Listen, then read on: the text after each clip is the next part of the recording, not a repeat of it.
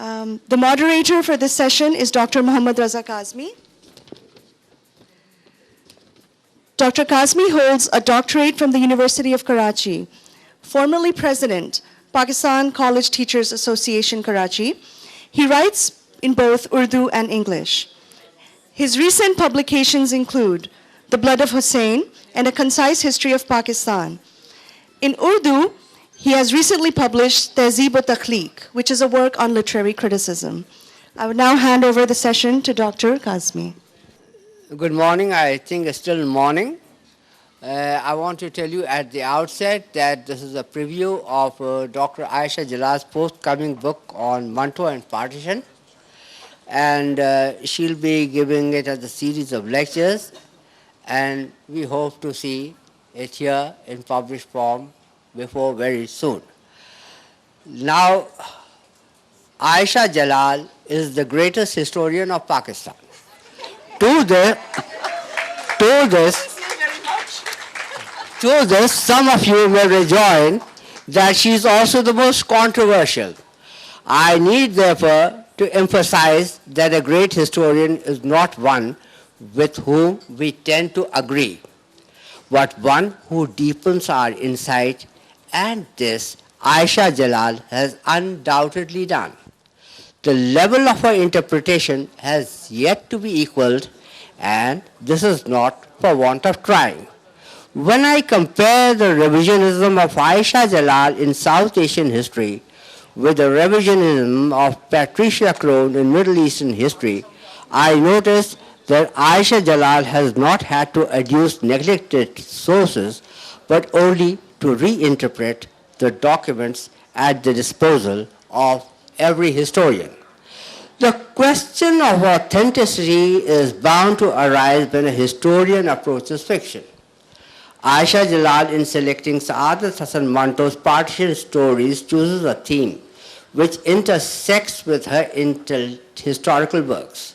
Still, this is not like citing the verses of Amir Khusro or Isami as historical sources, but it is a question of gaining access to the consciousness of an age, an aim which often eludes historians working with documents as their tools. There is a fraction of truth which is abstract. There is a fraction of truth not covered by mere fact.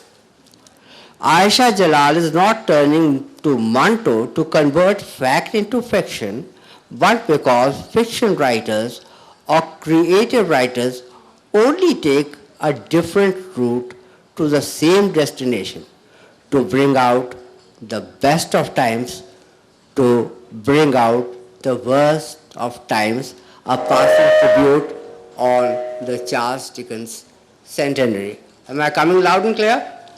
Let me explain by an example. Now, this is where I expect you to get the most upset. Let me explain by an example. K.K. Aziz wrote a book called Britain and Pakistan, in which every incident he cited was correct. Every reference he gave was verifiable. Yet, the book committed, to use his own phrase, the murder of history, mainly because though he had the facts, he lacked the perspective. It is to gain perspective that we turn to literature. I have had the occasion to point out that there are two arguments for the partition demand. One is ideological, which means that no solution other than partition could have worked. The second is historical, meaning that no other solution was available. No one has felt the need to reconcile these arguments. Why? Because it was not on the basis of some theory that India was partitioned, but on the basis of riots. The riots of 1917, the riots of 1937, and then onwards to 1947. Come on, thank you.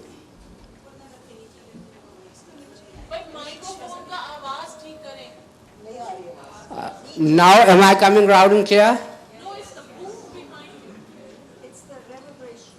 Okay, then I think I'll hold it a little bit further from. Isn't it possible to get one of these working? Because very hard to, to do this. I mean, to hold the mic. All right, I'll do it. It is because of this intrusion that some literary critics wear the mantle of historians. Writing the preface of Siyah Hashi, Black Margins, Muhammad Hassan Askari depreciated the tendency of writers to hold the scales even while describing the atrocities of rival communities. Excuse me.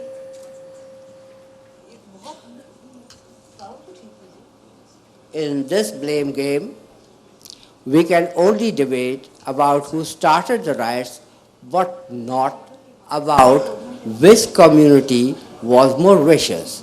They were both equally so. When Yasmin Saika was asked why the riots of 1971 did not affect literature to the same degree as the riots of 1947, the answer was lost in the din. Possibly when Krishna Chandra was holding the scales even as he was distorting history, as in Gaddar, but he was not doing so with an ulterior motive. The 1971 riots inhibited Pakistani writers because the New Left did not want to strengthen the case for repatriating non-Bengalis and wished to deflect blame attaching to the Soviet Union. Coming back to Askari,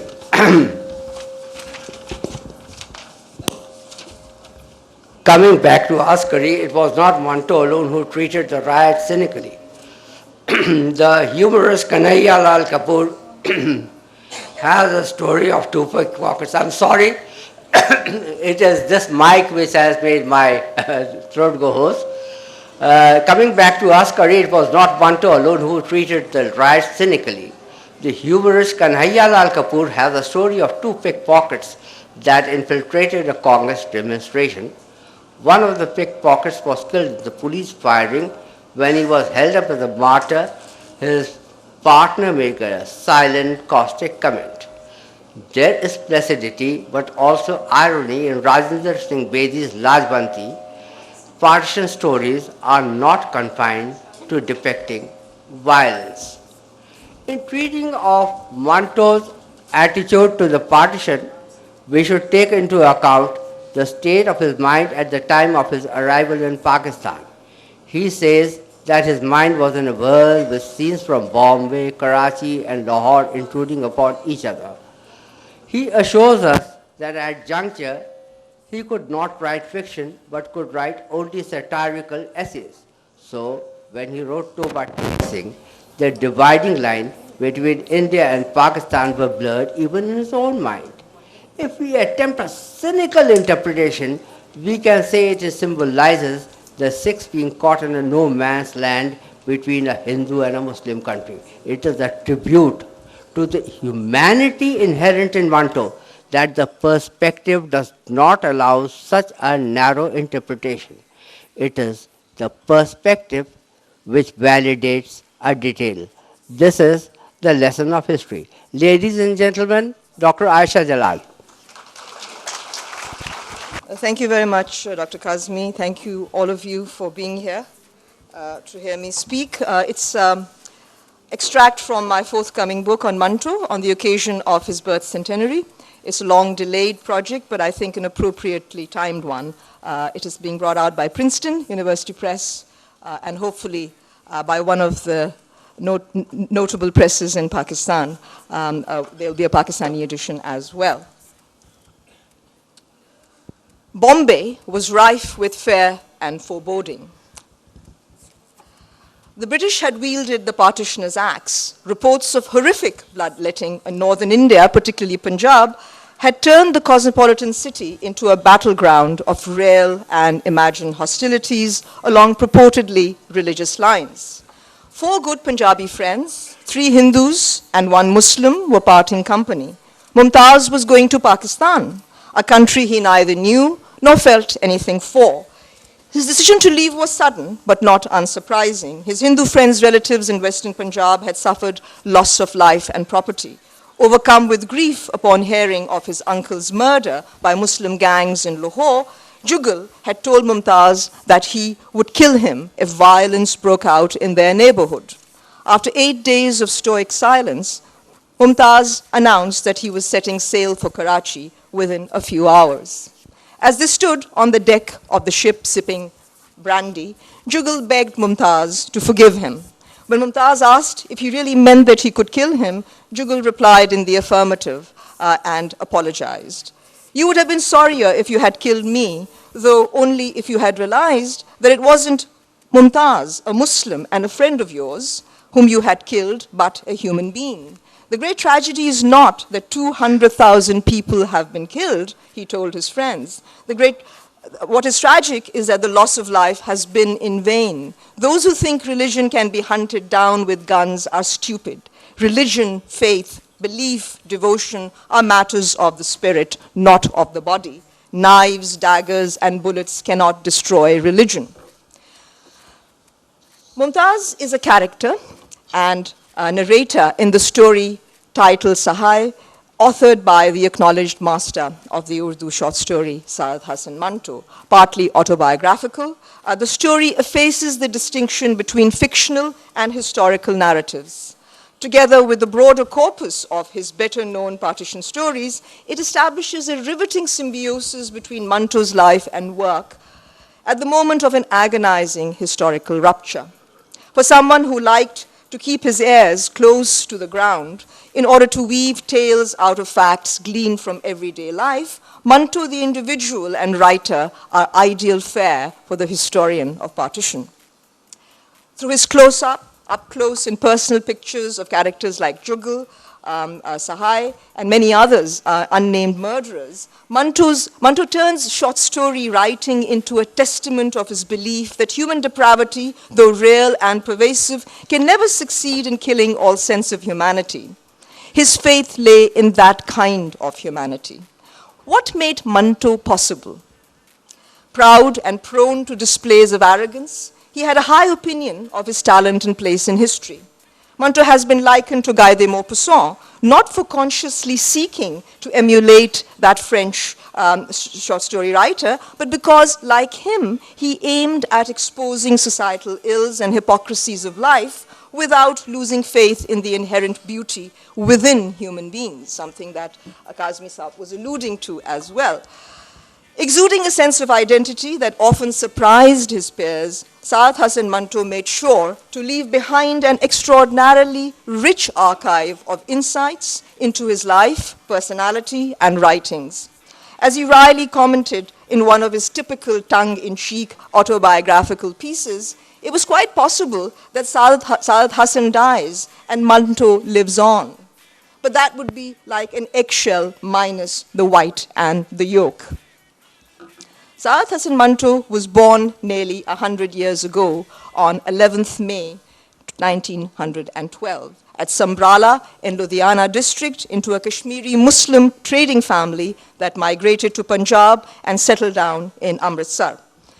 Casting a nostalgic look at his hometown, Saad Hasan Manto started a story of 1919, wondering what the events of 1947 had done to Amritsar, the center of the anti-colonial struggle, where British machine gunners ruthlessly mowed down hundreds of freedom lovers. He wanted to remember those glory days. Forget about recent events, he wrote. Their memory lies heavy on my heart. Some people blame the British for the carnage of partition, but Manto could not help seeing the blood on our own hands. Recollection and forgetting are so intrinsic to the art of historical narration that disentangling the two can be a very delicate and exacting exercise.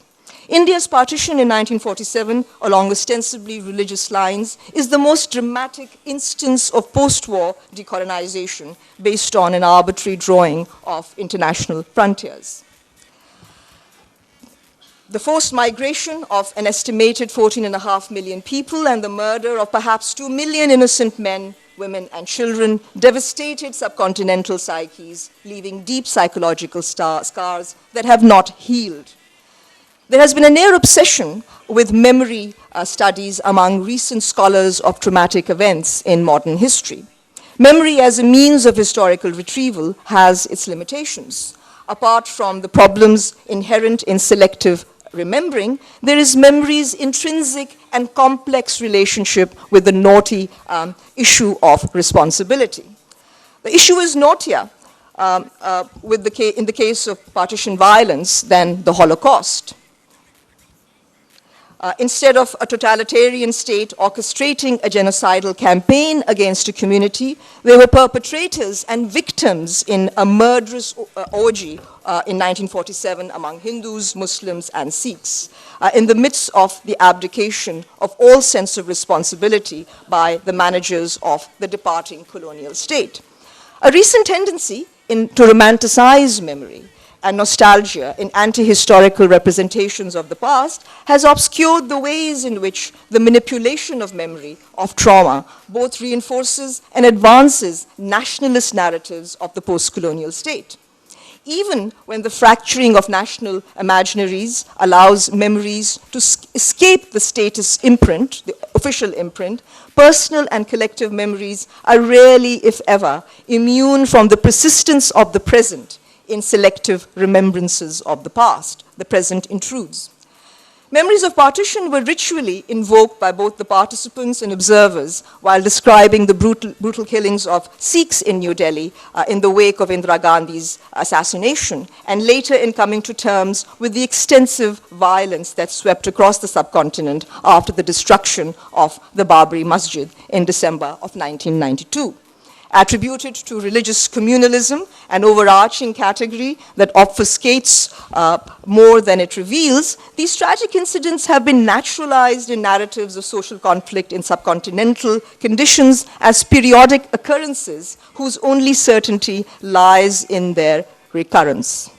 This raises a necessary and profoundly historical question about memory that is often glossed over. Have different memories of the moments of remembrance, have different moments of remembrance produced contrasting memories about social relations between religious communities? Such a move may disturb the certitude conceded to anguished memories and spell out the extent to which partition as an event is, quote unquote, inexplicable as it is sometimes claimed in terms of the dominant historical modes of reasoning. Scholars of South Asia have been exposing the tendentious and limited nature of status narratives. The personal side of the partition tragedy has been an especially popular genre of writing in recent times. Yet while invoking the spirit of humanism, these works have also unwittingly ended up reaffirming the equation of religious differences with conflict by ascribing the pain and suffering to an amorphous and ill-defined notion of communal violence. Without in any way minimizing the trauma of 1947, there is a need to look at the other side of partition, so to speak. The reference here is not to the incorporation of the marginal or the subaltern agent, which South Asian historians, anthropologists, and literary critics have been doing with varying measure of success. Looking at the other side of partition entails cutting across the communitarian morass and foregrounding the cosmopolitanism of everyday life that bound people together in rival religious communities, both before and after the severity of a forced separation no one had quite envisaged, simply because something of this sort had never happened in the history of the subcontinent. It was unprecedented. Go ahead. Yes. A social renegade like Manto may not seem like an obvious choice for such an investigation, but his knack for plumbing the depths of the human psyche to raise ethically challenging questions makes him an intriguing case study. During his all too brief life of 42 years and a few months, spanning Amritsar, Bombay, Delhi, and Lahore, Manto came into contact with many people and forged some extraordinary friendships that withstood the strains of arbitrary frontiers between India and Pakistan. His cosmopolitanism can be gleaned at one level from his keen interest in Russian, French, and Chinese literature, and on the other, his firm refusal to allow distinctions of religion interfere with his choice of friends. His extensive galaxy of friends and acquaintances, to name just a few, included the giants of progressive Urdu and Hindi literature. Rajendra Singh Bedi